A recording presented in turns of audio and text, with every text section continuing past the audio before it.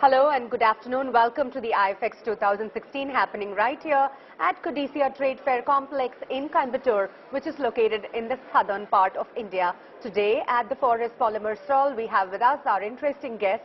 He is Professor Sam Ramratan from Western Michigan University, Professor in College of Engineering, also representing the American Foundry Society and serves as a technical advisor.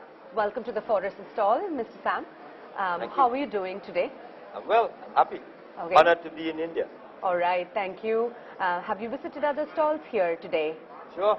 Okay. I've visited many of the booths and been talking since 9 a.m. this morning. Oh, okay. So we won't make you talk too much, but thank you so much for stopping by and agreeing to talk to us. Tell us a little bit about what you're doing. Okay, my main purpose in India is to attend this particular Congress and make a presentation which was given yesterday.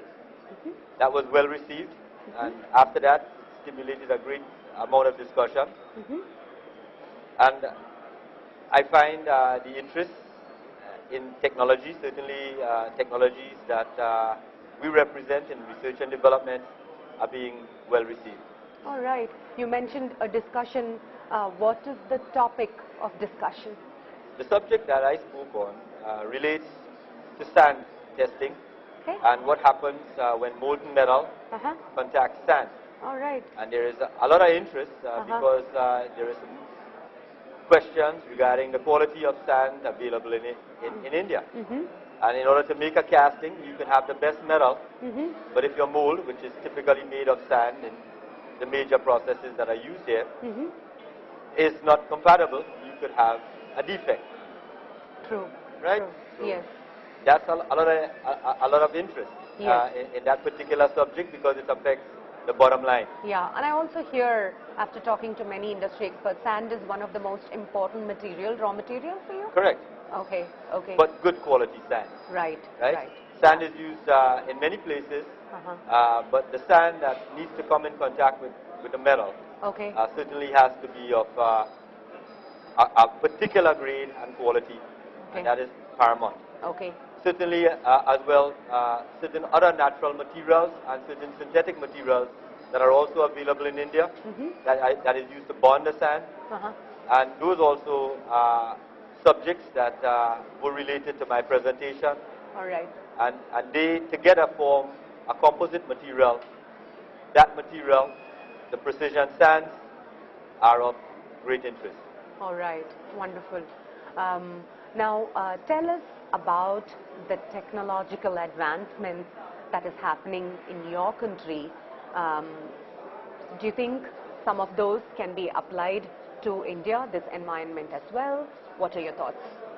Well, certainly there is new developments in materials and process that's going on in the U.S. And certainly some of those are right at Western Michigan University. And I can speak of those because that's my mainstay there.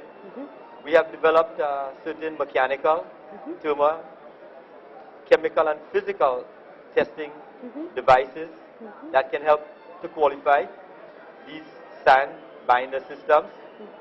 And that is of good interest here because it represents new technology. All right. Okay. Now, any challenges in particular that you would like to share with us in general, challenges that this industry faces across the globe in particular? Well, the main challenge that I see for Indian castings, at least from the industry the one industry I should qualify that, the one industry that I visited, as well as the comments and questions that I've been getting, is in regards to quality. And could the casting quality meet a first world market need? That is something that is of question. And certainly we need the testing to go on in India to help qualify the sand binder systems that ultimately would produce those castings in order to do that. All right. In certain cases, what is going on, from my understanding, that is a judgment call. All right. And those decisions are not made on hard numbers.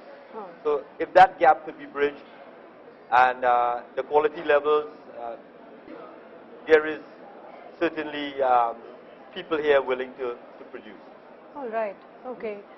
So, thank you so much for sharing your views about that. Where do you think this industry is heading? Where the industry is headed right now is, I could hardly imagine. It seems to, it seems that technology that's being shown here is unlimited in terms of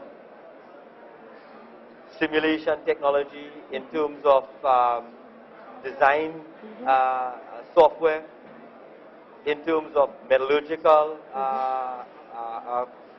quality instrumentation and tools, all aspects from mold, melt and fill. The technology is new and is as current as what I see in the US. Okay. So certainly if the markets are there, the interest at the conference seems that there is a great strength. So I feel an unlimited bomb at the upper end.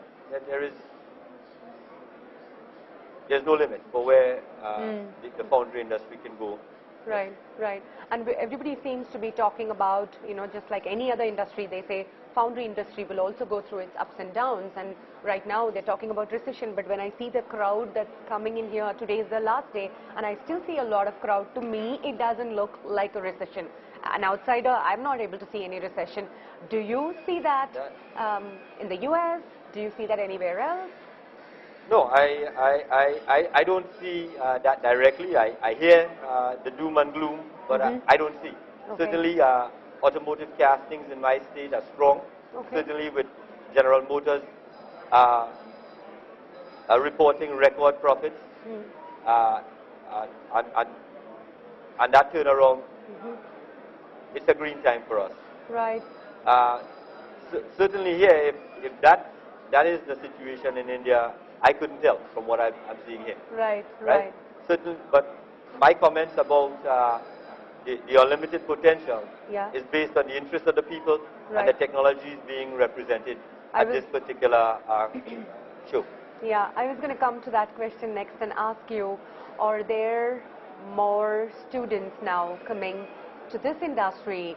Is attracting talent becoming a challenge, or is it okay? Are you still getting a lot of people who are interested in choosing this subject because of their interest? It's interesting that you ask, because currently I have 3 graduate Indian students. Okay. 2 of which are very interested in returning home. Wow. Yesterday, I had the opportunity to visit with some of their family, and they are very excited about having them consider returning home and with the potential of starting their own business in this industry. Oh, young entrepreneurs. Yes, wow. young entrepreneurs. Wow. So, okay. So you, according to you, we are able to attract talent, yes, isn't it? and there are to people get them to come back from the US is, I think that says a great deal about. Yes, whatever they're doing here. Yes, yeah. correct. Okay, okay. So thank you so much for your time, Professor Sam, and we wish you a great stay here and a wonderful day at the expo today. Thanks so much for stopping by at the Forace Polymer stall. It was a pleasure talking to you. Thank you.